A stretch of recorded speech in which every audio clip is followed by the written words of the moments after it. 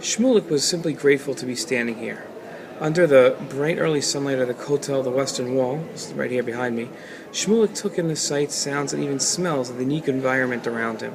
There was no place in the world like Jerusalem's old city, and no experience matched standing in the Kotel Plaza. An Israeli who had lived his 20 years in Israel, Shmulik must have stood in this plaza 1,000 times, and yet each time it took his breath away.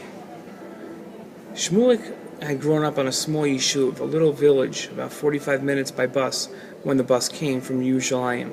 As the closest big city, Shmulik and his friends would often jump on the early morning bus for a day of fun, excitement, and good food in Israel's capital. After graduating high school, Shmulik joined a Hesder yeshiva, a yeshiva that combines Torah study and army service. Instead of signing up for the compulsory 3 years of military service, Hesder students committed themselves to 5 years of national study and military service.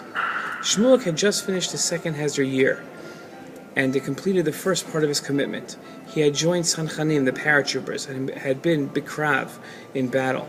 Shortly after he completed his training, Hamas had begun firing rockets from Gaza into cities and communities throughout Israel.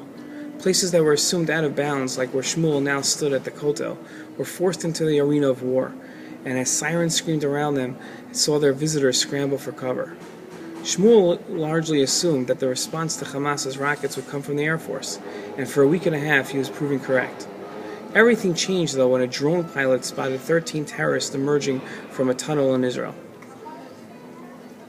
As it became apparent that Hamas had dug tunnels along the Gaza border, Shmulik's unit was called into service and eventually entered Gaza.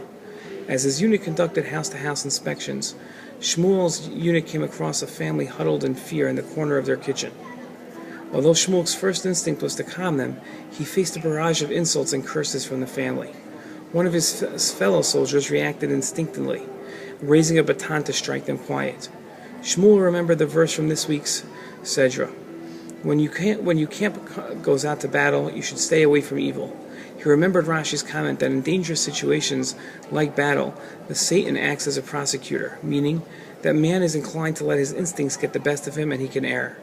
God commanded the Jewish people that specifically in war, Jews must take extra precautions against such behavior.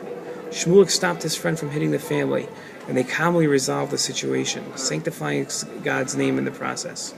Now, a mere few weeks later, Shmulik stood in the shadows of the western wall. No longer on guard and cautious, constantly looking over his shoulder, Shmulik was able to relax and take in the sights and sounds around him. Shmulik was comforted knowing that he fulfilled the verse from this week's Sedra. Your God goes along in the midst of your camp to rescue you and to deliver your enemies before you.